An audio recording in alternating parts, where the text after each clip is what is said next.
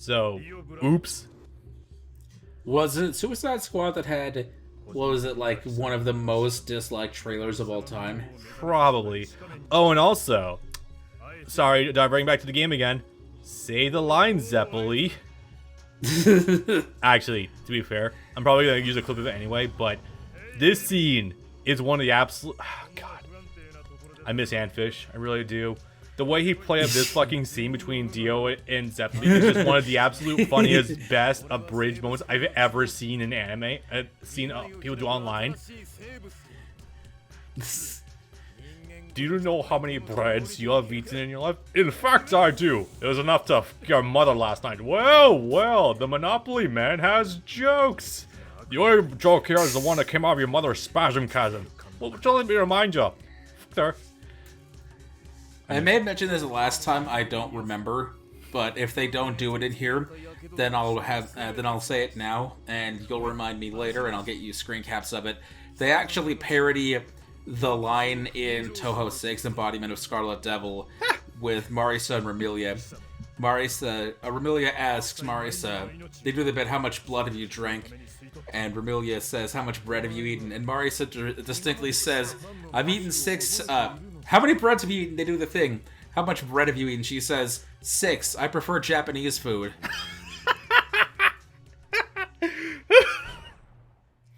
God, I love this shit sometimes.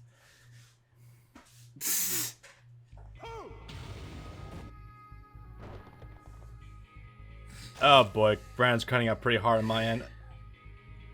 Damn it, am I? Yeah, for like 10 seconds there, I think. Did the joke get ruined? No, I did hear the punchline. I prefer Japanese bread. I prefer Japanese food. Bread is decidedly Western. As are most dough, grain, and flour based foods. Yeah.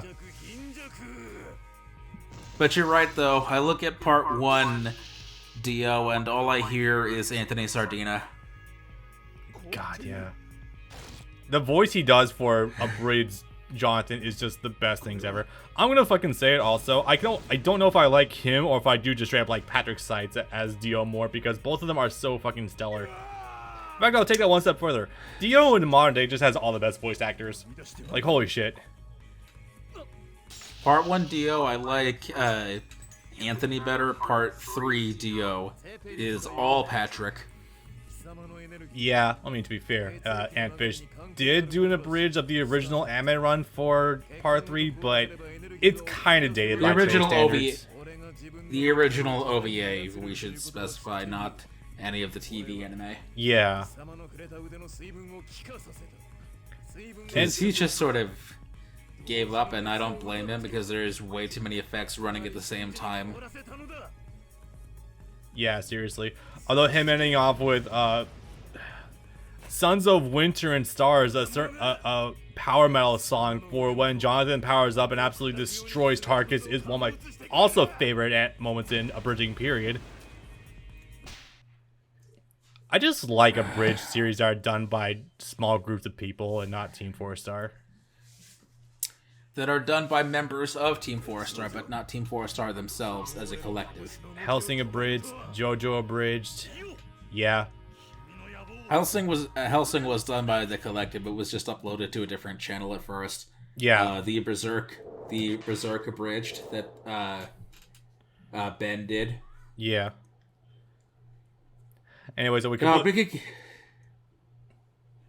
Okay, I'll go. So we did kind of talk over it there. Wow, that's Japanese still. One of the most bullshit abilities that just comes out of nowhere because vampires in the series are so goddamn busted. Temperature manipulation. Oh yeah, I can just freely remove the energy from water molecules. Ergo, I can flash freeze your arm on contact. And I'm just like, I get it. It's a counter to Hamon, but just like, that's a little bit fucking busted, guys. Come on. Oh yeah, no, vampires are fucking stupid in Jojo. They can drink blood not just by biting, but by jamming their hand into someone else's body. They can freeze you on contact. Space Ripper Stingy Eyes. Yup. On top of the ludicrous physical strength that you're given, I mean, that's probably par for the course. Also, Dio's ability to create chimeras. That comes out of fucking nowhere. On the one hand, I do like vampires in JoJo because there's some definite like experimentation with like body horror going on with some of the shit with the chimeras and like just exploding people. But on the other hand, you gotta think about it, just like, man, humans stand literally no godforsaken chance of taking on a vampire ever. Also, as you saw from that, yeah, I tried. So at this point, when you get Hamon powers, you do get access to an ultimate move with your characters. Unfortunately, it's got the worst hitbox activation in human history. Kind of sucks. And also for this mission, I realized this early on. Yeah, Dio does not have an active hitbox you can hit, so you just gotta deal with his other cronies on the side. Oops. But he's still hitting you from the background. Yeah, it's one of those like crowd control kind of things where you just have to deal with Dio having the ice around him. You can tag him with some Hamon moves, but it's definitely like, it's more of a headache to try to go for those, and you just gotta want to deal with the other goons as they were. It's not really worth trying to attack him directly. No. That said, though, a Zoom Punch is so busted. So obviously, I've talked about this a few times already. And once I realized this, it just completely nullified one of the big problems I've had with this game. Because of the fact that your guard only guards one direction, and you don't really want to do it ever, I'm like, okay, this game's going to have problems with hit stun. I can already tell. But when you release any level of Zoom Punch, you automatically escape any hit stun you're under, and you can just immediately counterattack your opponents. It's so fucking holy shit, great. A combo. That actually looked like a combo. Yeah. What is that bullshit? You mean this game has actual functioning mechanics of regular action games? Dude. Yeah, you see, I'm encased in ice. I could just use Zoom Punch to immediately escape from the ice that I'm encased in. Also, I must say, I really don't like this QTE. The animation's fine. It's just the input method, literally rotating the fuck out of the right stick. Oh yeah, that's right, because you're still afraid of using your palm. More like I have a PS3 controller that cost me fucking $70. I'm not about to ruin it that fast. PS3? Oh, sorry, PS5. Dude, these controllers are meant to handle that. They've been able to handle that sort of thing since the PS2. The sticks are fine. You're probably right. I just don't want to. I don't want to ding up the control stick that quickly. Also, just if I could use both sticks to just rotate and get charged that way, that'd be amazing. But no, it's literally just the right stick. And even then, trust me, I'm rotating it pretty decently, and it's still not enough to get me to a lot of like. It's still not enough to get me to decent charges. Yeah.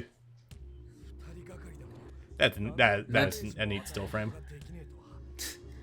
Nintendo needs to stop being cowards and finally re-release Mario Party 1. Kids these days have it too good and too easy. We need to make their hands bleed. Oh my god. Fucking Joy-Cons would not last under Mario Party 1.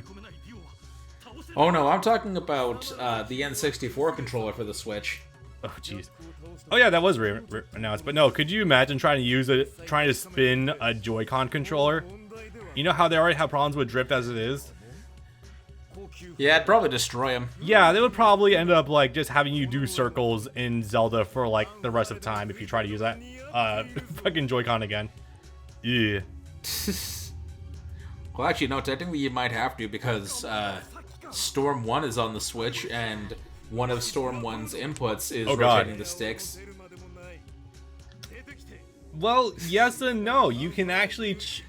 if memory serves correctly, I think you can actually choose what QTE inputs you want for Storm 1. I think they've actually been doing that since Ultimate Ninja 3, now I think about it. Where back then you could choose what input method you wanted, either mashing buttons, rotating sticks, or doing input prompts, which by the way, the input prompts are a lot easier and will not destroy your fucking hands. That and teach you dexterity. Yeah. Coordination. Oh god, yeah. The way I got good at various minigames in a lot of games these days is just because I did the Jack and Daxter minigames so fucking much with the face buttons. Hand-eye coordination, baby. Anyway, so we were discussing this off-screen. People apparently don't like this part of Phantom Blood because like the part with the zombies up until you get the Dio is where stuff gets really slow. I disagree with that to capacity, but this part, yeah, Tarkus because... and dude whose name starts with a B, I forgot off the top of my head. Yeah, this is where things really start to fucking crawl. Bruford, yeah. The problem is that all of this shtick between Tarkus, Bruford, the zombies, Jack the Ripper, etc., literally everyone until they get into Dio's room takes like 5 episodes by itself. And while yes, you can watch all of Phantom Blood in a sitting, you would fall asleep halfway through. Yeah, I think that might have even happened to me once. Yeah, I will not fault anyone for fast forwarding through this part because Tarkus and Bruford, these two in particular, just really slow things down to a fucking crawl, and it's just really exemplification of we could have ended this right now, but here we have these two shitlords just slow things down for 3 hours. Ugh. These two take 3 episodes by themselves. Bruford's kind of especially. Yeah. Especially fucking Tarkus. Bruford's kind of cool. He's got a unique gimmick with the hair, which I feel like we would then see with like every single stand user from here on out. Oof. But you do. Her name is Yukiko. Yeah. Pretty hidden lore. His bit with the sword and becoming human again is kind of nice. Tarkus is just the worst.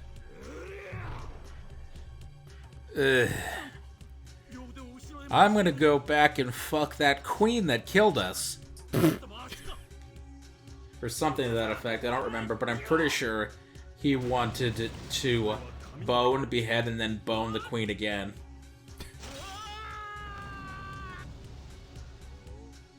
Well, how'd that line go? Come on out, little Helsing. I just want to kill you. Kill you. Maybe skull fuck your corpse a couple times. Go home and masturbate, okay? Alright. That wasn't a line from the abridged. That was actually a line from the original Helsing run. Now that wouldn't surprise me. I own the original. I should watch it sometime. I don't remember if it's the original or the movies. I want to say it's probably the movies. Okay, that might have been the movies then. I know exactly who you're talking about. One of the little shitheads that also just spouts out references sometimes. He runs into a hallway once and just points his gun and is in every direction and just starts spouting off the Konami code. Yeah. There was very little fundamental difference between the Helsing Ultimate official dub and the abridged series. There's very little difference. It really isn't. Yeah. Oh boy, this fight's underwater. I would... damn. This is... So, you know, natural gamer opinion is that the water level is the worst one in the game. Well, first of all, that's dumb. Second of all, this isn't quite the worst level in the game, but be damned if it's not up there. Okay. This mission requires you to play the lamest you possibly can because you have so few options and Bruford is literally swimming around like a shark. It's kind of obnoxious. Are you floating or are you just like standing on the seafloor? God, I wish you were standing on the seafloor. No, you're floating. Oh, you're actually swimming. Yeah. So here's what's going on. You have a certain amount of air supply because of the Hamon, obviously. So my exact strategy is to just hunker down on these fucking air vents and just like do like a super basic punish on him with like just a quick jab string. Whenever he does like a slower attack, that way it can just play lame and just weigh it out because you don't regenerate red health when you don't have Hamon, and it's the worst thing ever. Ugh. Oh god, you do have to hit him that slowly. Now, luckily, this match isn't necessarily over only when Bruford is out of health. It's over when you're able to actually connect with like your ultimate, which you have to slowly charge. I don't remember exactly how long this mission is. Don't worry, it doesn't take that long, but it's just, Well, we have a timer. Yeah, we do have a time limit, so it definitely could be under 5 minutes. I do complete this the first try, so that's a good thing. But man, this really reeks of what's the best way? This really reeks of like Crash Bandicoot 4 syndrome, where you try to have so many fucking gameplay elements and not like none of them really start sticking. So it's just like it's just a bit of a smorgasbord of shit. Ugh. Which Crash 4? Well, first of all, yes. I'm talking about the original one. What the fuck was it called? Cortex Strikes Back, I think. No, that's the second game. Yeah. What was Wrath of Cortex? That was it. The one where you Wrath literally of have more Cortex. vehicle levels than you have actual platforming levels. Yeah. Well, at the very least, this looks annoying, but doesn't seem to be taking that long. Yeah, I'm only this decent because I had a struggle with this in the live stream. I don't remember if it was this level where I had to start looking at the guide, but it definitely was close to it. The worst part, however, is that when you're doing your square triangles... Yeah? Oh, it would have been a long time before now. Oh, yeah. That you would need to look up a guide. I've seen the shit this game does to you. Yeah. It's definitely one of those ones where if you don't know a lot of like shit you can do to break a game sometimes, it can get kind of rough. Oh, wow, he doesn't actually regenerate red health. It's kind of funny. The worst part, however, is your square triangle string, your stronger one, where you actually do end in a Hamon attack. It's got the worst hitbox. You've already seen me miss it a few times where I just go for the first two punches and then the last one just completely whiffs. It's bad. Yeah, this is a mess. That is nearly connected. I think it's that. Okay, I want to say it's at this point where Bruford's relaxing. I'm actually able to get what the fuck is it? Sunlight Overdrive, one of them. Yeah, there's one right here. Sunlight Yellow Overdrive. Waves, too strong. I know. If I sink to the bottom, I can run to the shore. You see, Bruford, you thought it was a good idea to knock me into the water to cut my breathing off. However, water actually conducts Hamon better. Wow, that's sure is a convenient thing, isn't it, Jonathan? Huh, yeah. The more I'm looking at this, the more I realize it might have actually been a good thing to nix the whole vampire Hamon dynamic. Because both of them get a little too dumb at times. Yeah, that wasn't going anywhere fast. Yeah. Especially when you consider the crux of part 2 is that there are people that just eat vampires for breakfast.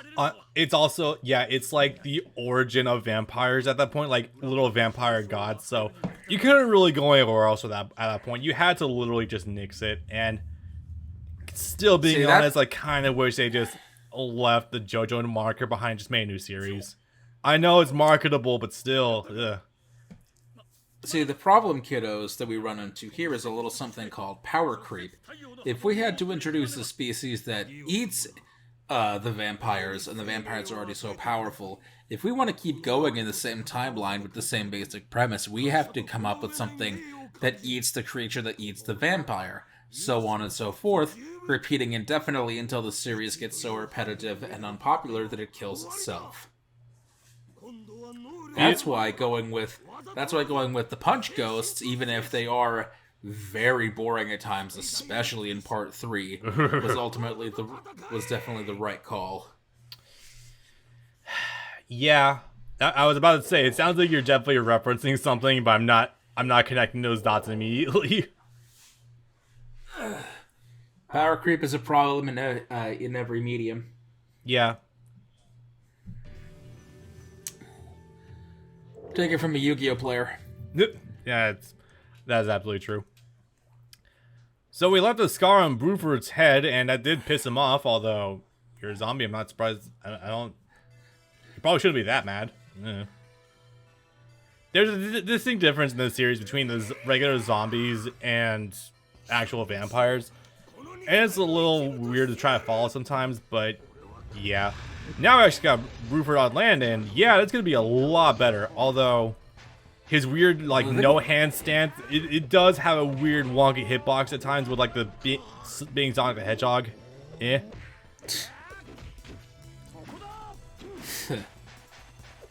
Although only one enemy on the screen, man, my frame rate is not dying anymore. Hell yeah.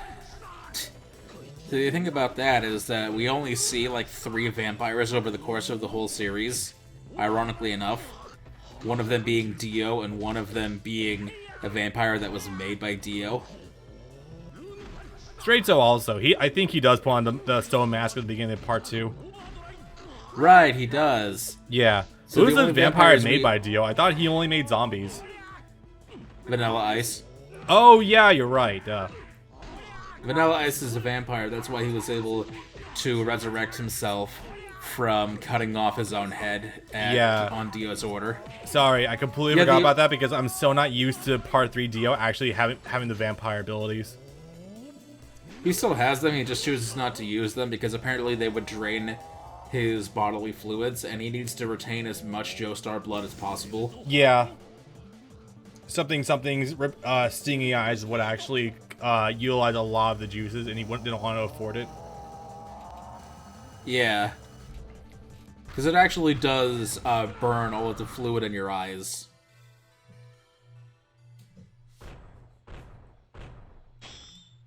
Ah, that went by much faster.